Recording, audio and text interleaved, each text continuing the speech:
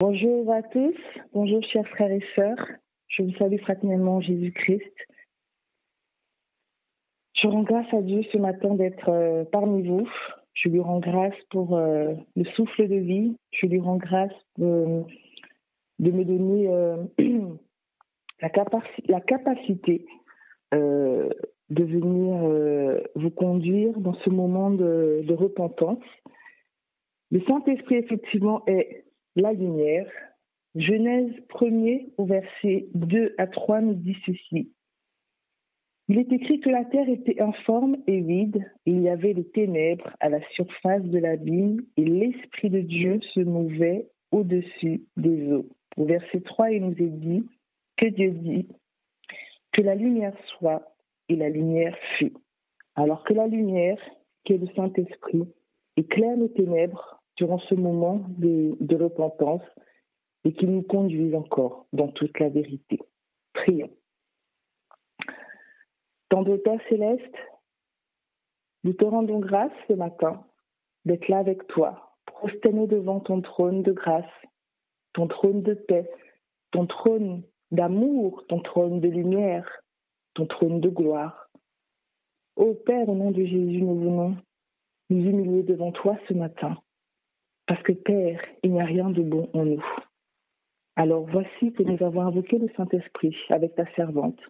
Nous le réclamons à cet instant afin qu'il nous conduise, afin qu'il éclaire nos ténèbres, qu'il vienne sonder nos âmes, sonder notre esprit, aller chercher au plus profond de nous-mêmes, afin que nos mauvaises œuvres soient révélées à cet instant et qu'elles soient purifiées par le sang de Jésus. Amen. Amen. La repentance. Qu'est-ce que c'est que... Parce qu'il y a une vraie repentance et une mauvaise repentance. Nous allons nous attarder effectivement sur la vraie repentance. Avant cela, je vous invite à ouvrir vos hymnes et louanges et nous allons chanter le numéro 249. Le numéro 249 de nos hymnes et louanges. Pécheur, je voudrais te guérir. J'ai vu tes larmes et ta souffrance, mais pour avoir la délivrance, il faut apprendre à m'obéir. Voici, je me tiens à la porte, je suis ton maître et ton sauveur. La paix et le bonheur je t'apporte, ne veux-tu pas m'ouvrir ton cœur? J'étais trop bas. Tu sais que je suis né pour toi, que pour toi j'ai donné ma vie et ton cœur est de telle vie, sans place même pour ton roi. Souvent, année après année, c'est chez toi j'ai frappé mes en vain. Voici le soir de la journée, ne veux-tu pas m'ouvrir ton cœur enfin? N'as-tu donc pas besoin de moi quand autour de toi tout chancelle dès aujourd'hui? Viens sous mon aile, je ferai tout et tout pour toi. Le temps rapidement t'emporte, pourquoi renvoyer à demain? Trop tard, un jour devant ma porte, tu frappes sera peut-être en vain. Si tu n'as pas besoin de moi, écoute, obéis sans comprendre, jusqu'à quand devrais-je attendre? Ton Seigneur a besoin de toi. Voici, je me tiens à la porte, je suis ton maître et ton sauveur. L'appel au bonheur je t'apporte, ne veux-tu pas m'ouvrir ton cœur? Amen. Amen. Je trouve vraiment que c'est un chant, en fait, d'amour, parce que quand on regarde les paroles de près, en fait, Dieu nous supplie d'arrêter de pécher. Dieu nous supplie d'arrêter de l'attrister. La strophe 4 nous dit même que si tu n'as pas besoin de lui, écoute, obéis sans comprendre. En fait, il veut juste que nous soyons sauvés. La parole nous dit que la volonté de Dieu est qu'aucun ne périsse, mais que tous soient sauvés. Amen. Alors, ce moment de repentance. Donc, la repentance, quand nous voyons du Nouveau Testament à l'Ancien Testament, c'est un message qui est vraiment fondamental, qui est très important. Parce que dès l'Ancien Testament, on nous parle justement du rôle de Jean-Baptiste qui allait arriver pour préparer donc les brebis à recevoir donc cet enfant qui devait arriver, qui est donc Jésus. Donc on voit bien que la repentance est vraiment une doctrine très importante dans la Bible, car on sait que personne n'est prêt à recevoir et à croire à l'évangile, donc à la parole, donc qui est Jésus, s'il n'est pas prêt aussi à se repentir de ses péchés et de s'en détourner. Matthieu 3, au verset 2, nous dit ceci.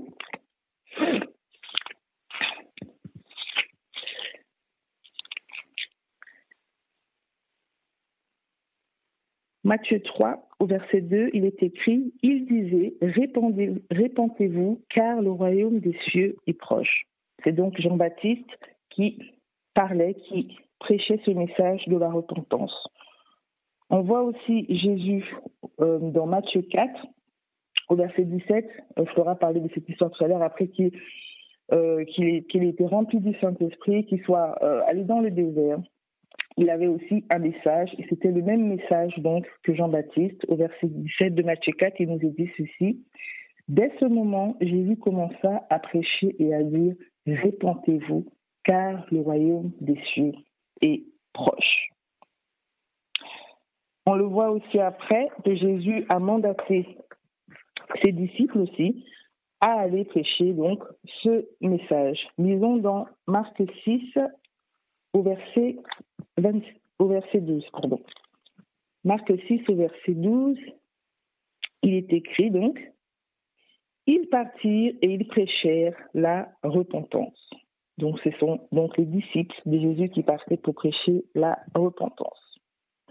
On voit effectivement aussi, après la crucifixion de Christ, ressuscité, élevé donc à la droite de la majesté, on voit que effectivement Pierre aussi avait le même message. Prenons donc Acte 1, nous allons lire du verset 33 au verset 38. Acte 1.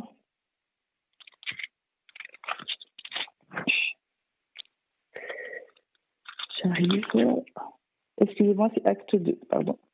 Acte 2, du verset 33 au verset 38, il est écrit « Élevé par la droite de Dieu, il a reçu du Père le Saint-Esprit qui avait été promis et l'a répandu, comme vous le voyez et l'entendez.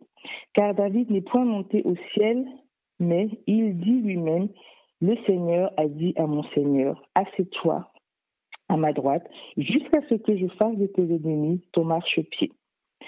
Que la maison d'Israël sache donc avec certitude que Dieu a fait Seigneur et Christ, ce Jésus que vous avez crucifié. Au verset 37, après avoir entendu ce discours, ils eurent le cœur vivement touché et ils dirent à Pierre et aux autres apôtres, « Hommes, frères, que ferons-nous » Verset 38, Pierre leur dit, « Répentez-vous et que chacun de vous soit baptisé au nom de Jésus-Christ pour le pardon de vos péchés et vous recevrez le don du Saint-Esprit. » Amen. Donc on voit que c'est un message qui a été prêché puissamment parce que la repentance est très importante. Alors qu'est-ce que la repentance ? Ce matin, je vous dirais que ce n'est pas la crainte.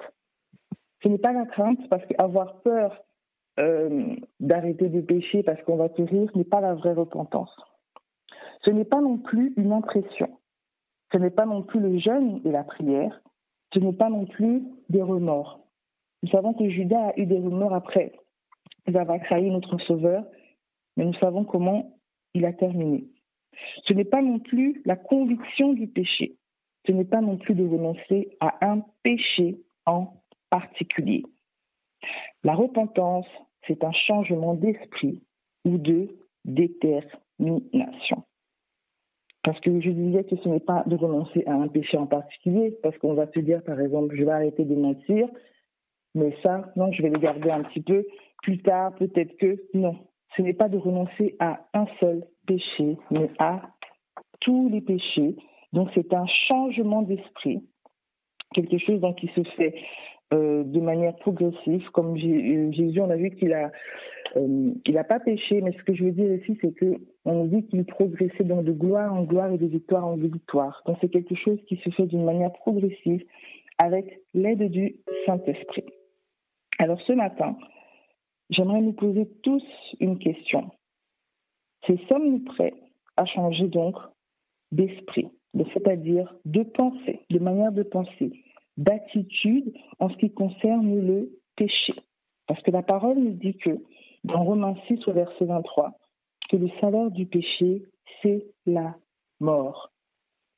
Avec le péché, nous ne pouvons pas être connectés à Dieu. Avec le péché, nous sommes éloignés de lui, nous sommes, j'ai envie de dire, paralysés en fait.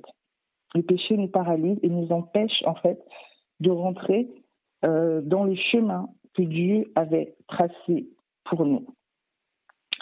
Deuxième question que j'aimerais nous poser ce matin, c'est sommes-nous déterminés à lâcher les péchés qui nous empêchent d'être totalement connectés à notre Dieu? Souvent, nous pensons qu'il y a des petits péchés et des grands péchés. J'aimerais vous apprendre ce matin que non, parce que sinon, Dieu serait injuste. Et la parole nous dit que Dieu est juste. Dieu est juste, et dans le livre de Jacques aussi, Jacques nous dit que celui qui a dit « tu ne tueras point » a dit aussi « tu ne convoiteras point ».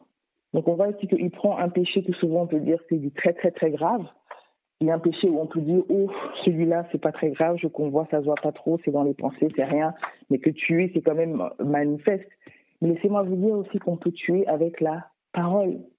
On peut tuer avec la parole, on peut tuer avec le regard, on peut tuer avec la pensée, on peut tuer avec l'attitude. Donc, il n'y a pas de petits ni de grands péchés. Prenons dans Apocalypse 21 au verset 8. Apocalypse 21 au verset 8, il nous est dit ceci. « Mais pour les lâches, les incrédules, les abominables, les meurtriers, les impudiques, les enchanteurs, les idolâtres et tous les menteurs, leur part sera dans l'étang ardent de feu et de soufre, ce qui est la seconde mort. » Quand on regarde cette liste, on voit que dans la même liste, on trouve des menteurs, on trouve des incrédules, on trouve des impudiques, on trouve des abominables, donc l'abomination, les meurtriers, on trouve l'idolâtrie. On voit ici que en fait, celui qui va se dire que oh, il y a un petit mensonge, celui-là c'est pas grave, non. Dans Apocalypse 21, verset 8, on nous parle de tous les menteurs. Donc il n'y a pas un petit ou un grand péché. Dieu est juste dans sa nature. Alors je vais vous inviter à rentrer dans notre premier moment de prière. Notre premier moment de prière. Avant cela, nous allons chanter le 277 de nos hymnes de louange. Le 277 de nos hymnes de louange. J'ai longtemps erré sans guide, altéré de vrai bonheur, mais hélas mon cœur avide ne trouvait que la douleur. Où sera la main vaillante qui pourra par son effort m'arrêter sur cette pente où déjà je vois la mort? Oui. La direction que nous prenons souvent qui est contraire à Dieu est la mort. Dieu est vie, Dieu est lumière. La parole nous dit qu'il est lumière et qu'il n'y a point de ténèbres en lui. Dieu veut que nous soyons avec lui, que nous puissions vivre avec lui éternellement. Dieu ne veut pas que nous soyons perdus, parce que la parole nous dit qu'il nous a créés à son image et à sa ressemblance. Ça, c'est la volonté de Dieu. Quand nous allons dans Genèse, comment il a créé l'homme avec cette proximité, la parole nous dit qu'il a formé l'homme et qu'il s'est approché et qu'il a soufflé. Il a soufflé pour que l'homme soit un être vivant. Il a créé un environnement merveilleux pour l'homme. Il a instruit l'homme et il lui a donné des recommandations. Aujourd'hui, je n'ai même plus dire en fait que ce sont des commandements ou des interdictions ou je ne sais plus trop quoi. Je préfère vraiment me dire que ce sont des recommandations. Pourquoi recommandations? Ou même, je dirais, des conseils. Parce que Dieu ne force personne. Dieu nous a créés avec ce choix, ce libre arbitre, de choisir. Ce qui est merveilleux, c'est qu'il nous dit de choisir la vie. Parce qu'il nous donne, il nous fait aussi un récit de ce que nous avons avec la vie et de ce que nous avons aussi quand nous prenons part à la mort. Il a créé l'homme donc libre. Il a environné il y a un environnement, j'ai envie de dire, oui, paradisiaque, parfait. Et il a donné juste des recommandations. Regarde, ça tu peux faire, ça tu peux faire. Et ça me rappelle souvent, en fait, parce que je travaille à la crèche, où souvent, on va dire aux enfants tout de suite, ça tu ne peux pas, ça tu ne peux pas, ça tu ne peux pas, mais ça tu fais. Mais Dieu a fait le contraire avec Adam et Ève, avec nous aussi, j'ai envie de dire. Il a commencé par ce qu'on pouvait. Ça tu peux, ça tu peux, ça tu peux. Mais par contre ça, tu ne peux pas. Parce que le jour où tu en mangeras, tu mourras. Et c'est exactement ça en fait. Dieu nous donne des recommandations d'amour. Parce que comme je le disais tout à l'heure, sa volonté est que nous puissions vivre. Et c'est ce que ce chant nous fait comprendre, quoi. Que nous avons erré sans guide, altéré du vrai bonheur. Oui, parce qu'il y a un faux bonheur. Mais hélas, mon cœur avide ne trouvait que la douleur. Dieu nous dit qu'il a formé des projets de paix et non de malheur. Oui, parce qu'il veut que nous soyons heureux.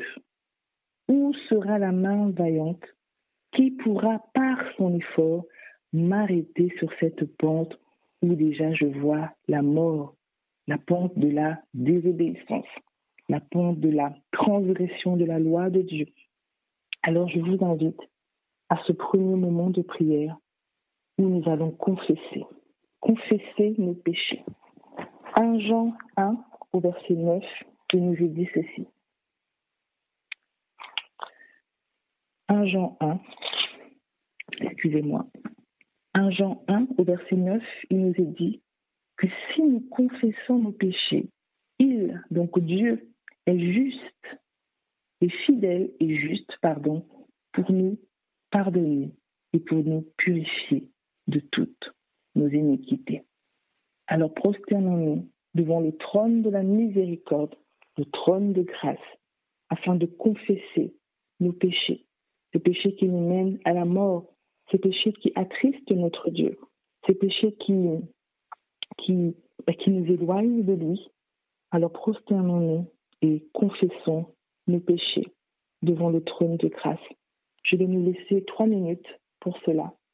Il est 24 à 27, oui 27 à peu près. Je prierai ensuite.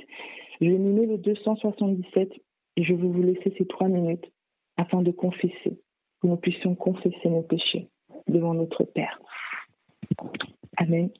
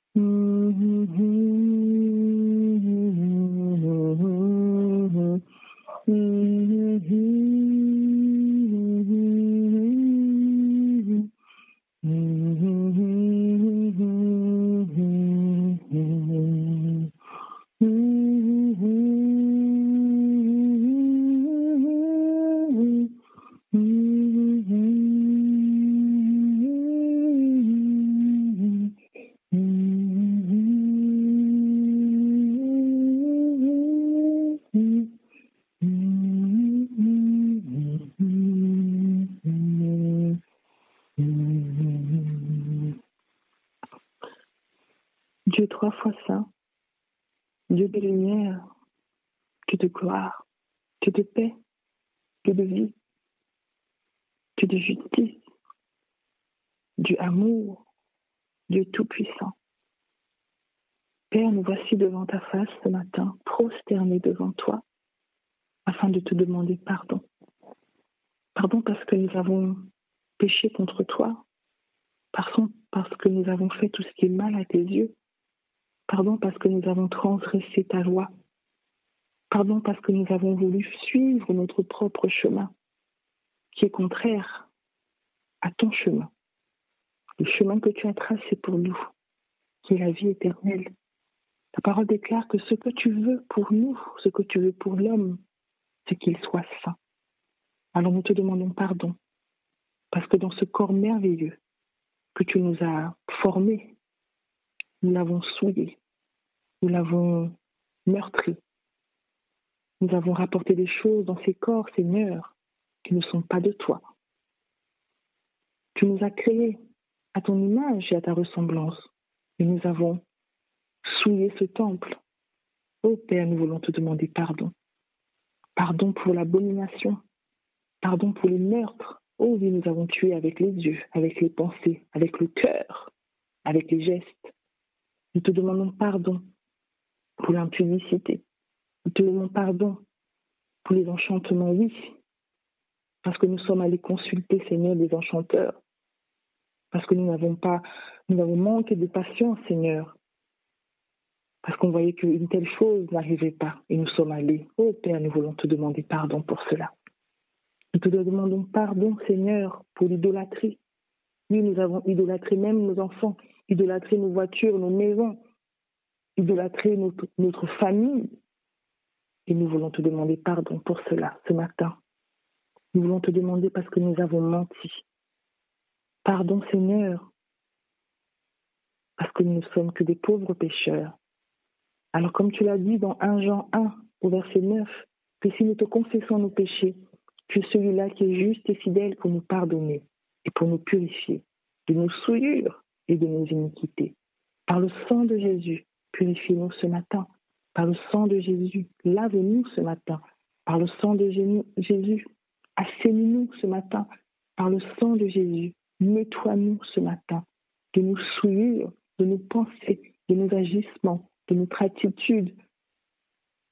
Par le sang de Jésus, lave-nous ce matin, parce que nous avons confessé, nous avons reconnu qu'il n'y a rien de bon en nous, mais par le sang de Jésus, lave-nous et pardonne-nous au nom de Jésus. Amen. Amen. Deuxième moment de prière, donc, va être de réclamer cette promesse merveilleuse que Dieu nous a faite dans la Genèse. Ouvrons nos Bibles dans Genèse 3 au verset 15. Genèse 3 au verset 15, il nous est dit ceci. C'est Dieu qui parle. Je mettrai inimitié entre toi et la femme, entre ta postérité et sa postérité. Celle-ci t'écrasera la tête et tu lui blesseras le talon. Amen. Je mettrai inimitié entre toi et la femme. Je mettrai une séparation entre toi et le péché. Je mettrai une séparation entre la lumière et les ténèbres. C'est cette promesse, c'est la première promesse que Dieu a faite après la chute de l'homme. Alors je t'invite à rester dans la même position et de réclamer cette promesse pour toi, pour moi. On parle de postérité, donc pour tes enfants, pour ton mari, pour ton époux, pour ton épouse, pour tes enfants, pour vraiment ta postérité. Réclame cette promesse ce matin. Réclame cette promesse ce matin. Alors je vais nous laisser encore 3 minutes et je vais encore mimer le 277 afin que chacun, personnellement, individuellement, vienne réclamer cette promesse pour sa vie, pour sa famille. Amen.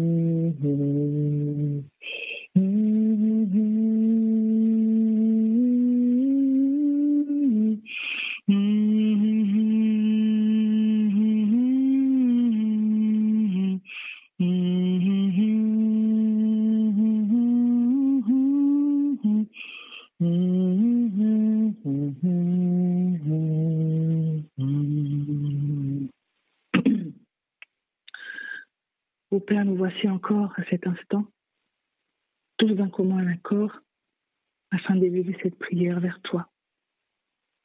Tu as fait cette promesse dans Genèse 3, au verset 15.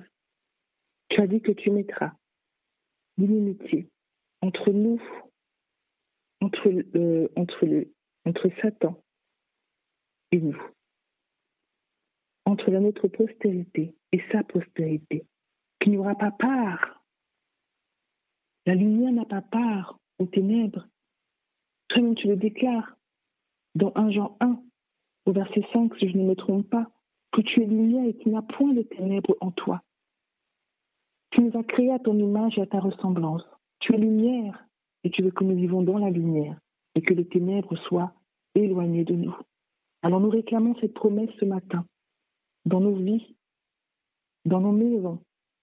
Nous réclamons cette promesse pour nos enfants.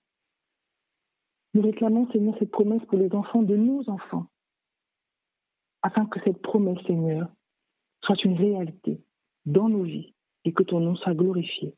Au nom de Jésus. Amen. Amen. Notre troisième temps de prière, ça va être le dernier. Ouvrons dans Marc 11, au verset 24. Marc 11,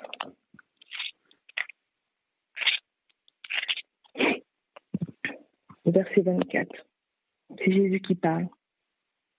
Il nous dit ceci. C'est pourquoi je vous dis, tout ce que vous demanderez en priant, croyez que vous l'avez reçu et vous le verrez s'accomplir. Le troisième temps de prière est une prière de reconnaissance. Il est important de reconnaître les bienfaits de Dieu dans notre vie. Et il nous le dit au verset 24, que tout ce que nous demandons en prière, de croire que nous l'avons reçu. Nous avons confessé nos péchés. Et la parole nous a dit que si nous les confessons, il nous pardonne et il nous purifie. Croyons qu'il a fait ce matin, au nom de Jésus et par le sang de Jésus. Et qu'est-ce qu'il nous dit? Et vous le verrez s'accomplir. Nous avons réclamé une séparation ce matin entre Satan et nous, entre la lumière et les ténèbres. Marc 24, verset 24 nous dit que vous le verrez s'accomplir. Amen. Alors rendons grâce, rendons gloire à notre Dieu de ce qu'il a fait cela. Parce que nous le croyons par la foi. La parole nous le dit. Vous le verrez s'accomplir. Alors je vous laisse 2 minutes individuellement de dire merci à Dieu ce matin de ce qu'il a fait. Et nous le verrons s'accomplir. Parce que notre Dieu, nous avons dit qu'il est juste, fidèle est son nom, vérité est son nom. Nombre nous le dit, je crois nombre, je ne sais plus quel chapitre, nous dit que ce n'était pas un homme pour mentir, ni le Fils de l'homme pour se repentir. Ce qu'il dit, il le fait. J'aime beaucoup ce verset. Alors, remercions-le pour ce qu'il a fait ce matin. Nous avons un moment du Saint-Esprit. Croyons que nous l'avons reçu. Croyons qu'il va nous conduire dans la vérité. Croyons qu'il est la lumière qui va éclairer nos ténèbres. Croyons qu'il nous conduit Croyons qu'il est en nous et qu'il nous aidera à avancer de victoire en victoire, de gloire en gloire, devant Dieu et devant les hommes. Croyons-le ce matin. Alors, je vous laisse 2 minutes pour dire merci à ce Dieu fidèle, à ce Dieu intègre, à ce Dieu riche en bonté et en fidélité. 2 minutes.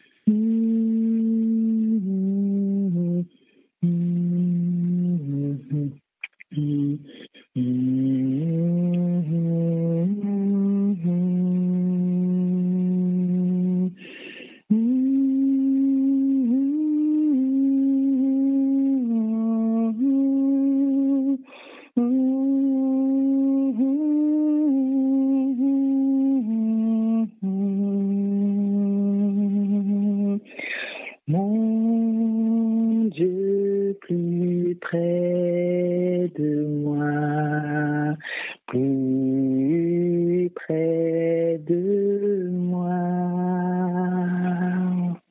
Oh oui, Père, tu es près de nous.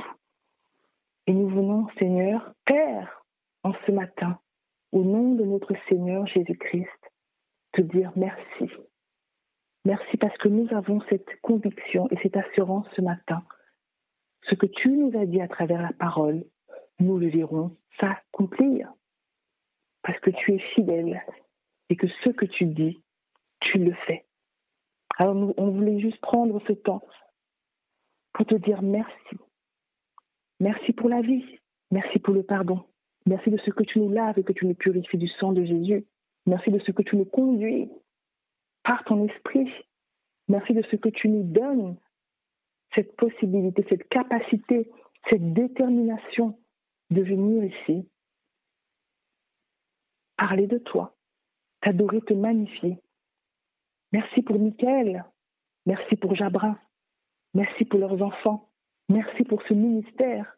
Ô Père, gloire te soit rendue à toi qui vis au siècle des siècles. Sois béni, sois magnifié, sois acclamé ce matin. Parce que nul n'est comparable à toi. Père, merci. Merci pour les auditeurs, merci pour les auditrices. Merci pour la bonne connexion que tu nous donnes ce matin de pouvoir communiquer ensemble, entre nous.